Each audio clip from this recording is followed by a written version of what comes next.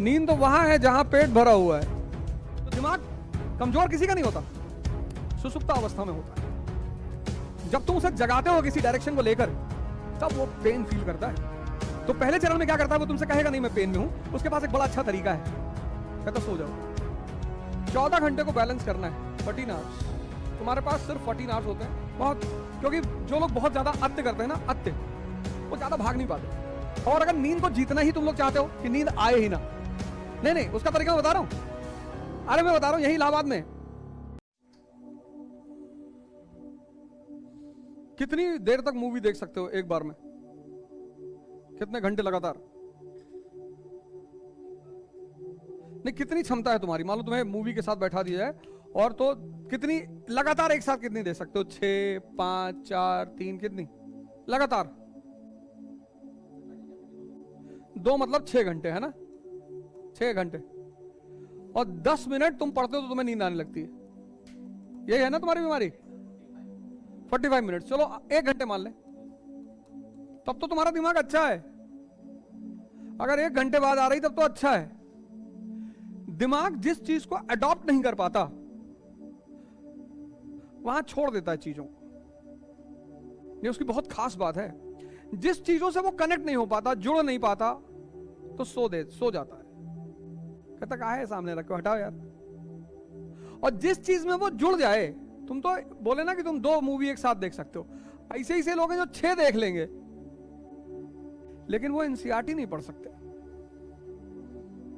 यहां क्यों, ये ऐसा क्यों है? यहां तुम्हें कुछ सोचना नहीं है। मूवी मतलब हरामखोरी शुद्ध, मन को कोई मेहनत ही नहीं करनी है, बस बैठे हैं, मन से कोई लेबर नहीं हो रहा है। लेकिन किताब का मतलब, यही तो अंतर है किताब में और मूवी में। किताब का मतलब कि जब एक लाइन पढ़े तो सोचना है उस लाइन पे। कोई किताब दो, द शॉर्टकमिंग्स, कमजोरी किसकी? इंडिया के सोसाइटी की, इंडिया के इकोनॉमी की, इंडिया के कल्चर की, जिसने इस कंट्री को गुलाम बनाया। ये पूरी कहानी क्या है? इंस्ट्रक्टिव है।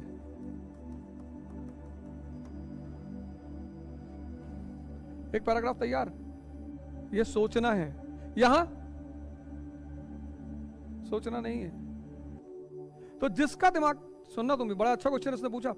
तो दिमाग कमजोर किसी का नहीं होता, सुसुप्त अवस्था में होता है। जब तुम उसे जगाते हो किसी डायरेक्शन को लेकर, तब वो पेन फील करता है। तो पहले चरण में क्या करता है, वो तुमसे कहेगा नहीं मैं पेन में हूं। उसके पास एक बड़ा अच्छा तरीका है, कहता सो जाओ। सुनो तो तुम्हें नींद आएगी, भारीपन लगेगा। जब तुम उस नींद को तोड़ने लगोगे, तब तुमसे कहेगा कि अरे कहां जा रहे हो। पहले तो ये अपने सबसे अच्छे हथियार को इस्तेमाल करेगा, नींद को। हमसे कोई कहता नींद नहीं आती तो उसको डीटी बसु पकड़ा देता हूं, ये ले चाइल्ड लाइन पढ़े, डीप स्लीप में है। तुम आज जाके किताब ले लो दुर्गा दास बसु पॉलिटी की, तुम कल से यहां आना बंद कर दोगी कि अरे ये नहीं पढ़ पाएंगे। किसी को भी तैयारी से दूर करना है, उसको 2-3 किताबें दे दो। पहली से उसमें है दुर्गा दास बसु पॉलिटी की,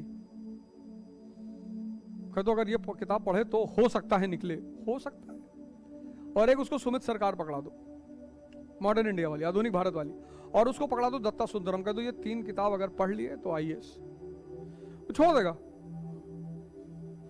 वो, 98% गारंटी वो छोड़ देगा कि अरे भैया। और हिंदुस्तान के लोगों की एक आदत है, जिस किताब को पढ़ के नींद आती है उसको वो अच्छी किताब कहते हैं। कहते बहुत अच्छी किताब है, पढ़े हो कभी? नहीं पढ़े नहीं है, लेकिन गुड्डू भैया बता रहे थे कि किताब बहुत अच्छी है। अभी हमसे 3-4 दिन पहले एक साहब मिले, कहे आप अपनी वर्ल्ड हिस्ट्री क्लास में नॉर्मन लॉ का नाम नहीं लेते हैं, अच्छी किताब नहीं है? जितने टॉपर हैं सब उसका नाम लेते हैं। हमने कहा तुम पढ़े हो? हमने कहा हमने तो नहीं पढ़ा। तुम पढ़े हो? कहा हमने तो पढ़ा है।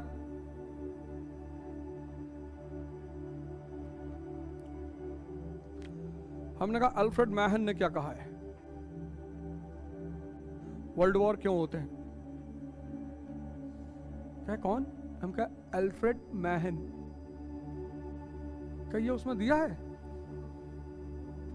क्योंकि पहले चैप्टर में दिया है। चलो अल्फ्रेड मैहन नहीं पता, नहीं, एलसीएफ टर्नर का बताओ स्टेटमेंट क्या है, वर्ल्ड वॉर क्यों हुआ था पहला वाला। बोलिए ये सब नाम उसमें है। हमने कहा छोड़ो। एक बहुत प्यारा जर्मन इतिहासकार है फ्रिट्जर, उसका स्टेटमेंट क्या है विलियम सेकंड को लेकर।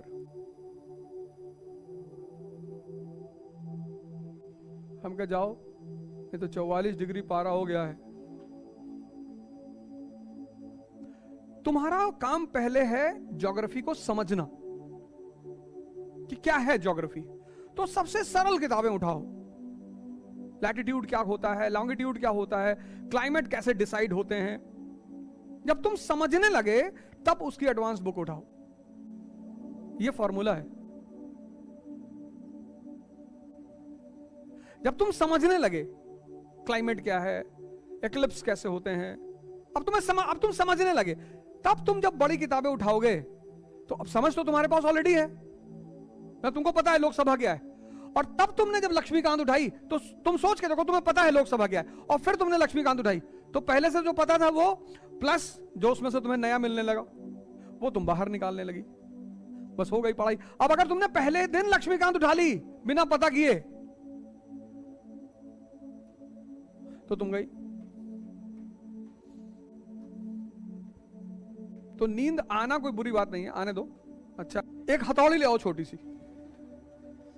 मारो टक से। और उससे अच्छा तरीका, उससे भी अच्छा तरीका है बिना भोजन के बैठो क्लास में, भुना चना खाओ दिन भर, रात में खाओ बढ़िया मटन चिकन आलू। सो भूख जहां लगेगी, अभी रमजान चल रहा है, जहां भूख वहां कहां नींद है। नींद तो वहां है जहां पेट भरा हुआ है। मन बदतमीजी ही तब करता है जब पेट भरा हो। मन का सिद्धांत ही यही है, जब उसका पेट भरा होता तब उसको खुराफात सूझती है। खाली पानी मत पियो, ग्लूकोज डाल लो, शुगर तो नहीं है। देखो इन सारी चीज, अब ये तुम्हारी व्यक्तिगत चुनौतियां हैं। जैसे मैंने कहा ना, जब मैं पढ़ता था और मैंने जब पढ़ाई शुरू की तो मैंने उस व्यक्तिगत चुनौती, कुछ चीजें होती हैं जो तुम्हारी व्यक्तिगत है, तो हर आदमी के अपने रास्ते होंगे उस व्यक्तिगत चुनौती के लिए। मैं खड़े होकर पढ़ता था, तो अब मैं कहूंगा खड़े होकर पढ़ो, लेकिन हो सकता है तुम उसका कोई और रास्ता निकाल लो। चुनौतियां एक है, रास्ते अलग अलग। इसलिए आज तक ध्यान की कोई एक विधि पैदा नहीं हो पाई। जो संत आया उसने अपनी विधि बताई, लेकिन वो विधि तुमको कुछ दूर तक ले गई, उसके बाद तुमको अपनी विधि निकालनी पड़ी। तो तुम्हें अपनी विधि निकालनी पड़ेगी, क्योंकि वो चुनौती तुम्हारी व्यक्तिगत है। और अगर नींद को जीतना ही तुम लोग चाहते हो कि नींद आए ही ना, नहीं, उसका तरीका मैं बता रहा हूं। अरे मैं बता रहा हूं, यही इलाहाबाद में तुम्हें कुछ नहीं करना, झूसी जाना गंगा उस पार, वहां पे सत्यम योगी जी का आश्रम है, क्रिया योग। वो लोग सोते ही नहीं, वो सिखाते ही यही है, क्रिया योग कायाकल्प, सोना ही नहीं है। अरे तो पहले 10 दिन नींद जीत लो जाके, नींद ही तो जीतनी है। 7 घंटे की नींद अच्छी है, उसको मत छेड़ो। 7 घंटे की नींद बहुत अच्छी है, उसको मत छेड़ो, चलने दो। इतना सुकून रहने दो शरीर को, इतना सुकून रहने दो। ये मत करो कि 4 घंटे हो जाए, 3 घंटे हो जाए, पता लगा नींदे गायब हो गई। अगली बार है तो हॉस्पिटल में देख रहा है तुमको, ये चंद्रमा सर मैंने ऐसा सोचा खींच लूं। मत करो, 7 घंटे की नींद अच्छी है। इसको कहते हैं ना जबरदस्ती करना, जबरदस्ती मत करो। अगर 10 होती तो मैं तुमसे कहता कि चलो थोड़ा ज्यादा है, कुछ कर लो। 7 मत करो, 7 चलने दो। हम तो यही तो ये गेम है। हम चाहते हैं तुम समाज में किसी से मिलो ही ना, 6 महीने में यही स्थिति हो जाए कि तुमको कोई पहचाने ही ना। यहां से 4:30 बजे तुम गए, उसके बाद 5-6 बजे तक अपना जो करना आराम से आराम कर लो, और कोशिश करो कि तुम 7-8 बजे तक सो जाओ। 8 बजे भी अगर सोए, क्योंकि तुम टूट चुके होते हो यहाँ, यही तो सारा खेल है यहाँ का। 8 बजे अगर तुम सोए और 2 बजे उठ गए तो 12, 8, 4, 12 और 2, 6 घंटा डीप स्लीप तुमको मिलेगी। दरवाजा बंद करके चुपचाप, मोबाइल बंद करके बेहोश तुम कट ऑफ होने लगोगे धीरे धीरे दुनिया से।